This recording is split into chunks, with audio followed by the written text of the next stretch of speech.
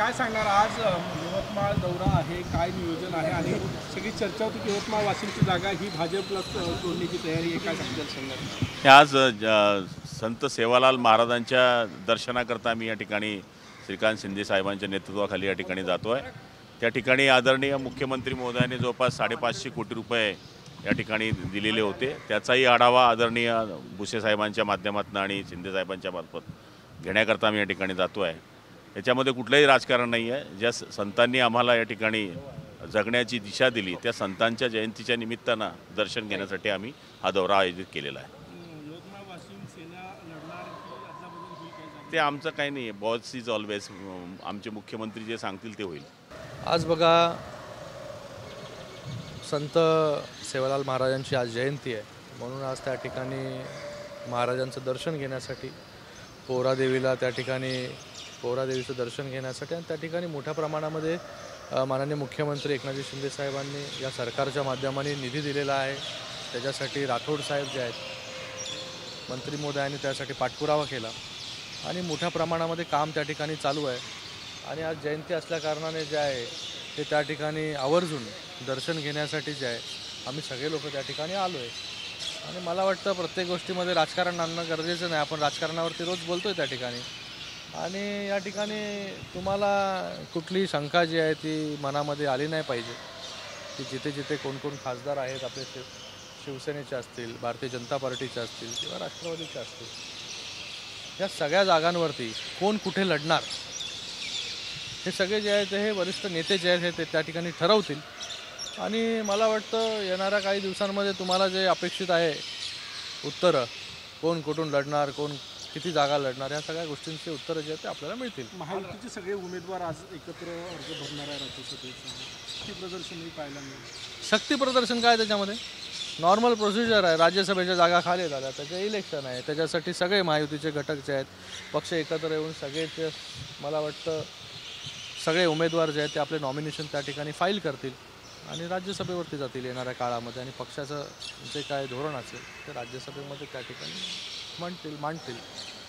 सरकार मराठा आरक्षणासाठी कायम प्रयत्न करत आलेला आहे, तरी जरांगे पाटील यांचं उपोषण सुरू आहे, 6वा दिवस प्रकृती जी आहे ती दिवसेंदिवस भासवते।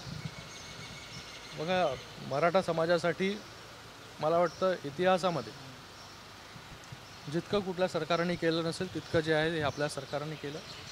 माननीय मुख्यमंत्री एकनाथजी शिंदे साहेब असतील, दोन्ही उपमुख्यमंत्री महोदय असतील, या सगळ्यांनी मराठा समाजाला जे जे अपेक्षित होतं ते देण्याचं काम त्या ठिकाणी केलं। कुणबी दाखले मोठ्या प्रमाणामध्ये देण्याचं काम जे आहे ते त्या ठिकाणी सुरू आहे। त्याचबरोबर सगळे सोयरे त्याचं नोटिफिकेशन त्या ठिकाणी काढलं आपण। आता त्याच्यामध्ये जे आहे हे ऑब्जेक्शन्स आणि सजेशन्स जे आहे ते सरकारने मागवलेले आहेत। आज 15 तारीख मला वाटतं ती शेवटची तारीख आहे। त्याच्यानंतर त्याच्यावरती सरकार जे आहे ते विचार करेल, काय काय सजेशन्स आले, ऑब्जेक्शन्स आले, आणि त्याच्यानंतर जे काय टेक्निकल प्रोसिजरला जेवढा वेळ लागतो तेवढा लागणार आहे, त्याला आपण बायपास करू शकत नाही। सरकारचं इंटेन्शन जे आहे ते एकदम क्लिअर आहे, प्रामाणिक आहे। माननीय मुख्यमंत्री महोदयांचं इंटेन्शन मराठा समाजाला घेऊन प्रामाणिक आहे, म्हणूनच त्यांनी छत्रपती शिवाजी महाराजांची शपथ जी आहे ती त्या ठिकाणी घेतली आणि त्या शपथेवरती पूर्ण उतरण्याचं काम जे आहे ते शिंदेसाहेबांनी त्या ठिकाणी केलं। तर मला असं वाटतंय की या ठिकाणी जे आहे जरांगे साहेबांनी जे जे सांगितलं ते ते करण्याचं काम जे आहे ते सरकारने केलेलं आहे आणि यापुढेही करेल।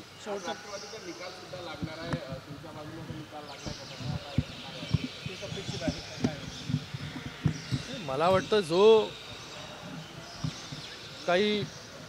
जे काही सत्य असेल तो निकाल जो आहे हा मला वाटतं त्या ठिकाणी राष्ट्रवादी पक्षाच्या बाबतीत त्या ठिकाणी लागेल आणि काही वेळानंतर आपल्याला या सगळ्या गोष्टी कळतील।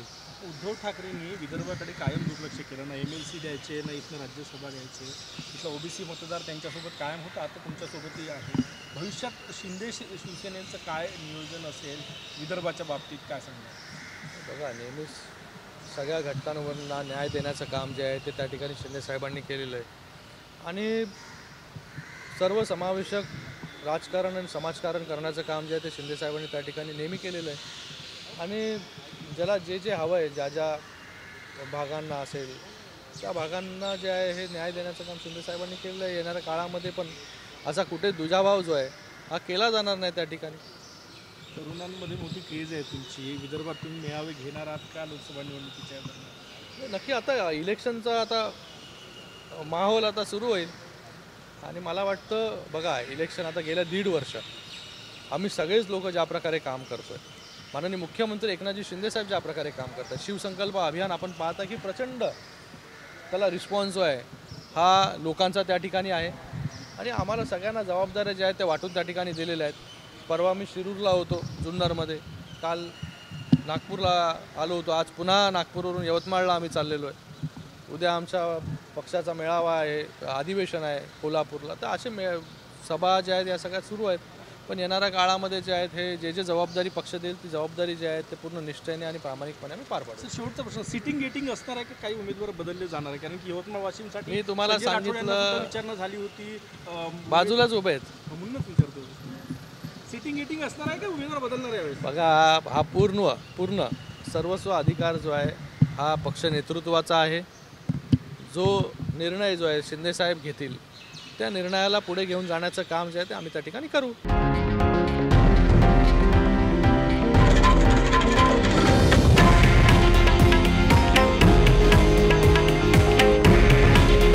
हे आहे देशातील नंबर 1 न्यूज नेटवर्क आणि आपण पाहत आहात TV9 मराठी. काळजी तुमची, हित महाराष्ट्राचं.